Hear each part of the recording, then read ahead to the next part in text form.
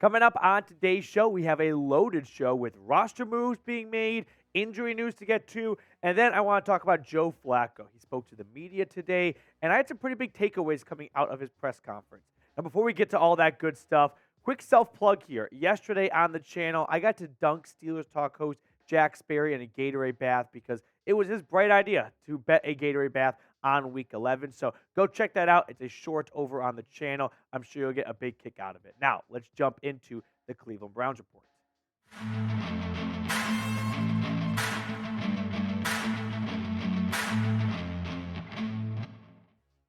Let's start today's show off by recapping the latest roster moves that the Browns have made. So, safety Rodney McLeod, he was placed on season-ending injured reserve. Unfortunately, he will require surgery for a bicep injury he suffered. That's a big-time bummer, especially with Juan Thornhill dealing with a calf injury. That's going to have a bigger effect than I think people believe losing a backup safety will. This is a big-time loss for the Browns defense, but next man up, this is something the Browns have unfortunately gotten very used to at this point in this year. John Kelly, the running back, he was released from the practice squad. Jordan Kunaszyk, that's that special teams linebacker that went down on the preseason finale. He was designated to return from IR with a knee injury, so he'll have 21 days to practice. If the Browns do not activate him to the active roster within those 21 days, he is placed on season-ending injured reserve. So I'm not quite sure if the Browns will have him as soon as Sunday against the Broncos. Might be next week against the Rams. And then finally, safety Duron Harmon. He was added to the practice squad. I fully expect him to get elevated to the active roster, whether it's one of 3 free promotions or they just sign him to the 53-man roster permanently. But Duron Harmon does join the Browns after starting the year on Baltimore's practice squad. Then in the beginning of October, he was added to the Bears roster. He would only be there for a month as he was filling in for Eddie Jackson and Jaquan Brisker, Chicago's 2 safeties, as they were injured. The former third-round pick out of New England, of course, knows a thing or two about winning in the postseason with his days in Foxborough. I like this signing a lot for the Browns. I mean, it's November. There are not many guys on the street that are going to walk through your front door and save the season, save the secondary, or whatever. But as far as experience goes at this point of the year, Duron Harmon definitely brings a lot of it. Now, when we look at the Browns safety room, Thornhill is dealing with a calf injury that's been on and off this entire season. Grant Delpit, unfortunately, popped up on the injury report. We'll talk more about that later on. And then you've got a UDFA rookie in Ronnie Hickman, and then a second-year UDFA in DeAnthony Bell. So not a ton of experience on the back end there.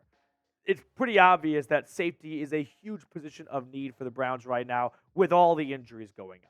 Rodney McLeod's gone for the year. Delpit and Thornhill are both battling injuries. Thornhill missed last week against Pittsburgh. So adding Harmon is adding old reliable, right? A guy who can step in the front door, come into the facility, knows what to do on defense, doesn't need to get caught up to speed over a long stretch of time. You can kind of toss him out there, and he's going to sink. Oh, ooh, that's bad. He's going to flow. He's going to swim. That's a unfortunate bad analogy gone the wrong way. So those are the roster moves that the Browns made. Hopefully, Duron Harmon does not sink, and hopefully I can choose my words better in the future. But never miss any Browns roster moves when you are subscribed to the channel. We are 14 subs away from 28,350. My Christmas goal is 30,000 subscribers, so help us reach at least a mini milestone before that by clicking onto that subscribe button. Now, let's get into some injury news here. Marquise Goodwin is still in concussion protocol. He did not practice today. I would be surprised if we saw him in the Mile High City on Sunday. Anthony Walker will touch on more, but he did not practice with a hamstring injury. Denzel Ward was on the injury report, also did not practice with a shoulder injury. Grant Delpit is dealing with a thigh injury, and Juan Thornhill dealing with a calf injury. So, your 2 starting safeties, your best cornerback, your middle linebacker, and the fastest guy on offense, all not practicing. Things are not going well in Cleveland right now, let's be honest. Like, at some point, I feel like the injuries are just going to catch up with the Browns, but hopefully they can get some of these guys back sooner rather than later. Anthony Walker hopefully will be on the sooner side. So Kevin Stefanski spoke to the media today and said Anthony Walker is not a candidate for short-term injured reserve. If he was placed on IR, he would have to miss at least the next 4 weeks. So clearly the Browns believe he's going to miss maybe 1, 2, or 3 weeks, but if they thought he could miss up to 4 weeks, they would put him on IR, open up a roster spot, and add a linebacker. So fingers crossed that Walker is back maybe by the Rams game in Week 13. Looking like a major long shot for him to play against Denver. I would almost rule him out now, but we've also seen guys like Jerome Ford come back out of nowhere from a high ankle sprain and play in the Seahawks game. So you never quite know this day and age. But Walker, if he does miss some time, I think you're going to see Taki move on over to his spot at the Mike position. Tony Fields would probably be the first one off the bench. Maybe Jordan Kunaszyk could be ready. He's their special teams ace, Kunaszyk. He led them with 11 special teams tackles last season, made a couple of starts towards the end of the year. However, usually you would say, well, that just means more Rodney McLeod and 2 linebackers. No more Rodney McLeod, so I'm not quite sure how Jim Schwartz is going to adjust with no Walker and no Rodney McLeod moving forward, at least for Week 12. Now, maybe the Browns go out and add Walker's old teammate from Indianapolis, Shaq Leonard. He is likely going to clear waivers, and there's a good chance by the time you're watching this, you've already got the Ian Rappaport tweet that he did clear waivers indeed. And then you'll have his pick of the litter. And I'm sure he's going to have some suitors. Like, teams are going to do their homework, and they are going to have interest in a 3-time All-Pro linebacker who's not even 30 years old yet. Now, Shaq Leonard did suffer a major injury last year. He only played 3 games. It had to deal with his nerves, and I think the Colts believe that he's never going to be the same linebacker again, and that sucks. Like, the NFL is getting robbed of one of the best defenders because the guy in his first 4 seasons had 11 interceptions. He plays linebacker, 17 forced fumbles. So if the Browns are interested in Shaq Leonard, maybe that's a short-term replacement for Anthony Walker and kind of kick out Taki a little bit, but I'm not quite sure if Jim Schwartz is foaming at the mouth of making a major change on defense for the number 1 defense in the NFL. Now, we're going to talk all Joe Flacco for the rest of the video, but really quickly, a shout-out to our friends over at Prize Picks. Thanks to Prize Picks, I've had some of the most fun watching football, winning up to 25 times my money this season, and you can play along with me. Testing my skills on Prize Picks this season is the most exciting way to play daily fantasy sports. So here's how Prize Picks works. You pick more or less on 2 to 6 player stat projections.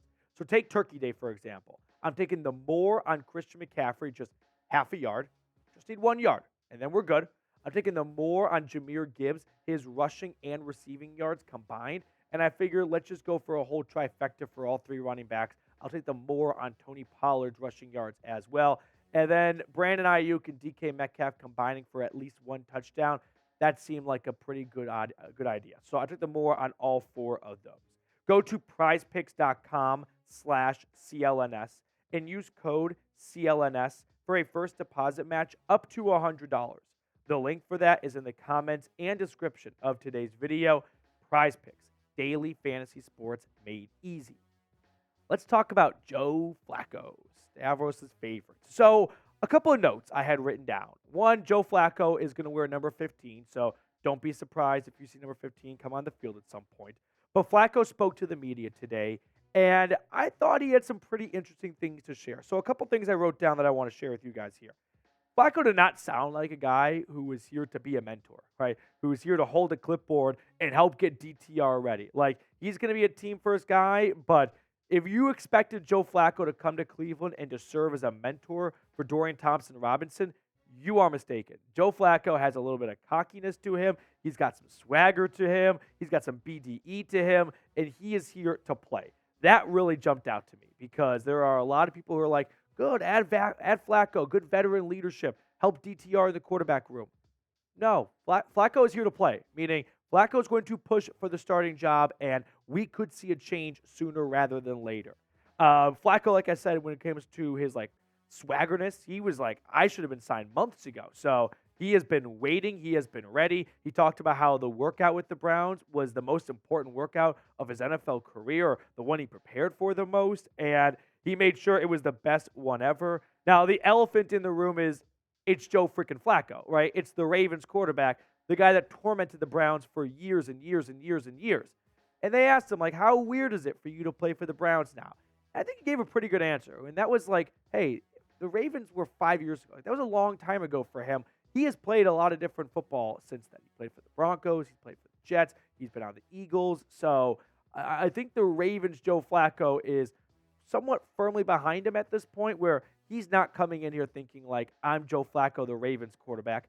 He's coming in here thinking, I'm Joe Flacco, the quarterback, who used to play for the Ravens, and I played for 3 other teams since then. So I would not lose sleep at night about Joe Flacco being a double agent for the Browns or for the Ravens. He wants to win a Super Bowl. His family asked him about that, and you could tell, like, this is something obviously everyone wants to do. Now, he was asked about his role, and that's the big question here, right? And here's what he said. I do feel like I have stuff left in the tank, so I owe it to myself to continue to push forward and try to play the game that I love until I really don't feel like I can do it anymore. I'm going to say right now, I'm switching sides. Like, I kind of went into this entire Flacco experience thinking DTR is going to remain the starter for now, but Flacco could very well take over at some point, although I would not have big expectations for Flacco.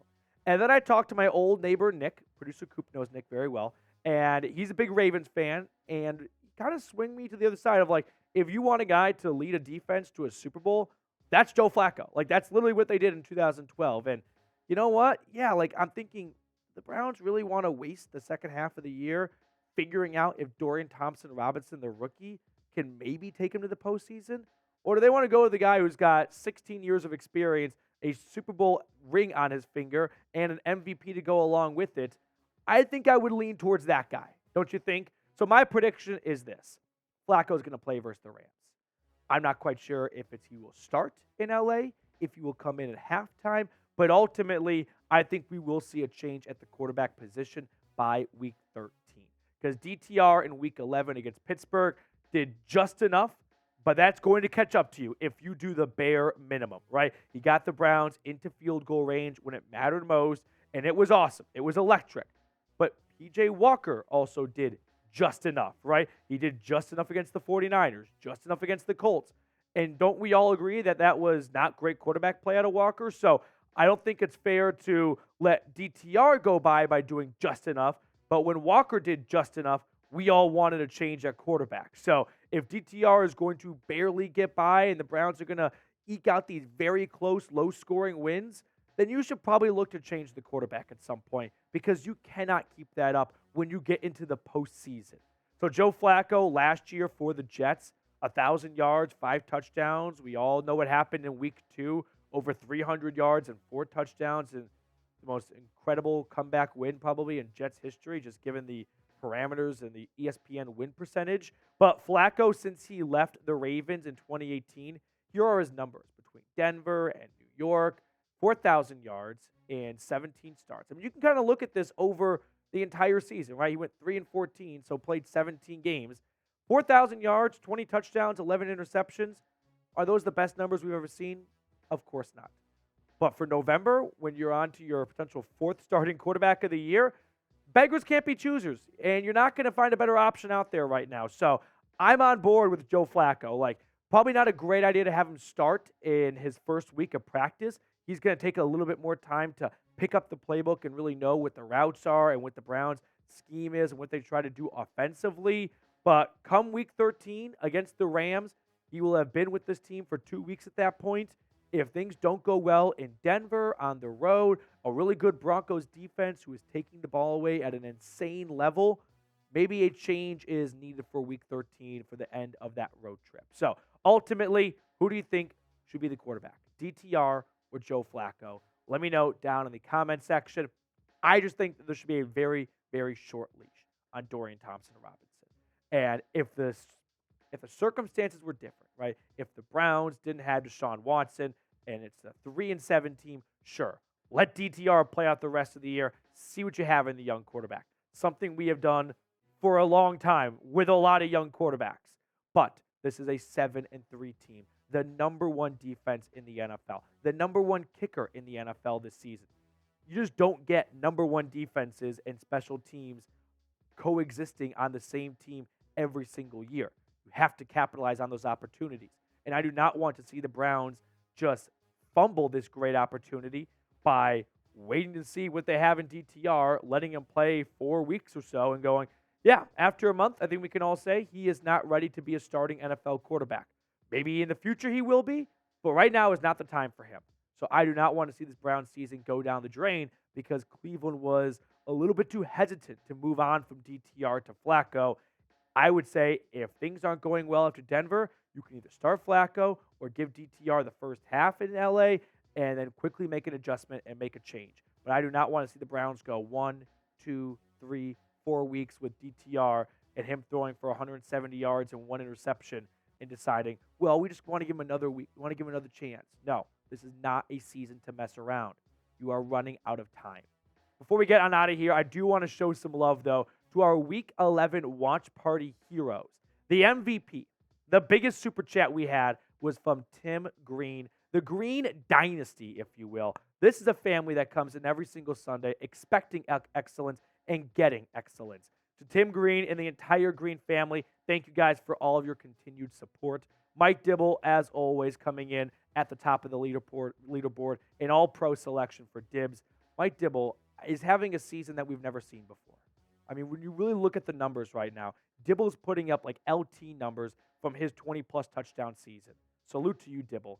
Jeremy Stallman might not be a household name, but come draft day, everyone's going to know Jeremy Stallman. The guy's the Trayvon Walker of this draft class.